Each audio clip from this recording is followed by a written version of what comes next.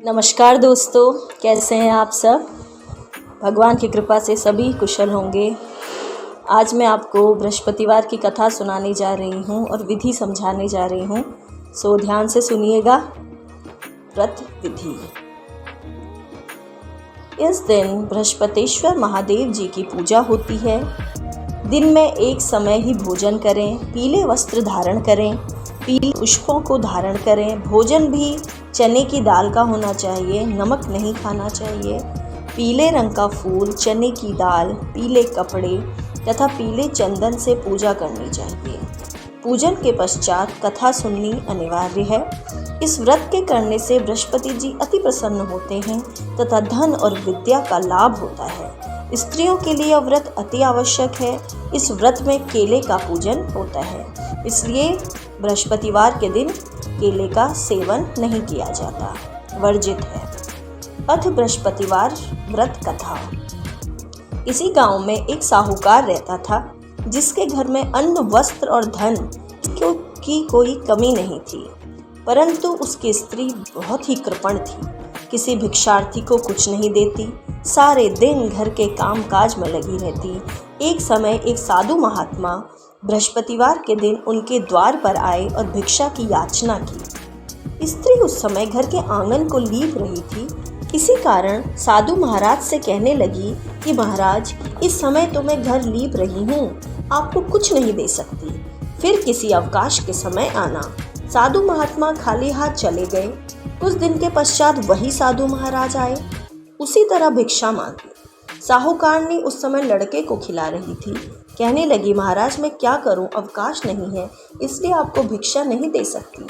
तीसरी बार महात्मा आए तो उसने उन्हें उसी तरह से टालना चाहा, परंतु महात्मा जी कहने लगे कि यदि तुम्हें बिल्कुल ही अवकाश हो जाए तो तुम मुझे भिक्षा दोगी। साहूकारनी कहने लगी कि हाँ महाराज, यदि ऐसा हो जाए तो आपकी बड़ी कृपा होगी। साधु महात्मा जी कहने लगे कि अच्छा, मैं एक उपाय बताता हूँ। तुम बृहस्पतिवार को दिन चढ़ने पर उठो, सारे घर में झाड़ू लगाकर कूड़ा एक कोने में जमा करके रख दो। घर में चौका इत्यादि मत लगाओ। फिर स्नान आदि करके घर वालों से कह दो उस दिन सब हजामत अवश्य बनवाएं। रसोई बनाकर चूल्हे के पीछे रखा करो, सामने कभी न रखो। सायंकाल को अंधेरा होने के बाद दीपक जलाया करो तथा बृहस्पतिवार को पीले वस्त्र धारण मत करो, न पीले रंग की चीज़ों का भोजन करो। यदि ऐसा करोगी तो तुम्हारे घर का कोई काम नहीं करना पड़ेगा। साहूकारनी ने ऐसा ही किया। बृहस्पतिवार को दिन चढ़े उठी, झाड़ू लगाकर कूड़े को घर में जमा कर दिया, पुरुषों से हजामत बनवाई, भोजन बनवाकर चूल्हे के पीछे रखा। वह सब बृहस्पतिवारों को ऐसा ही करती रही। अब कुछ काल बाद उसके घर में खाने को दाना न रहा। थोड़े दिनों में महात्मा फिर आए और भिक्षा मांगी, परंतु सेठानी ने कहा, महाराज मेरे घर में खाने को अन्न नहीं है, आपको क्या दे सकती हूँ। तब महात्मा ने कहा कि जब तुम्हारे घर में सब कुछ था तब भी तुम कुछ नहीं देती थी, अब पूरा का पूरा अवकाश है तब भी कुछ नहीं दे रही हो, तुम क्या चाहती हो वह कहो।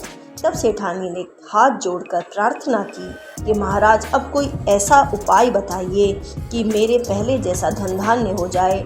अब मैं प्रतिज्ञा करती हूँ कि अवश्य मैं जैसा आप कहेंगे वैसा ही करूँगी।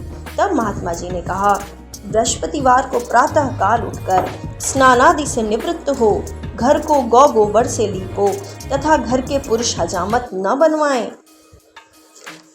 भूखों को जल देती रहा करो। ठीक सायंकाल दीपक जलाओ। यदि ऐसा करोगी तो तुम्हारी सब मनोकामनाएं भगवान बृहस्पति जी की कृपा से पूर्ण होंगी। सेठानी ने ऐसा ही किया और उसके घर में धन धान्य वैसा ही हो गया जैसा कि पहले था। इस प्रकार भगवान बृहस्पति जी की कृपा से अनेक प्रकार के सुख भोग कर दीर्घ काल तक जीवित रही। इसी के साथ बृहस्पतिवार की कथा समाप्त होती है। धन्यवाद।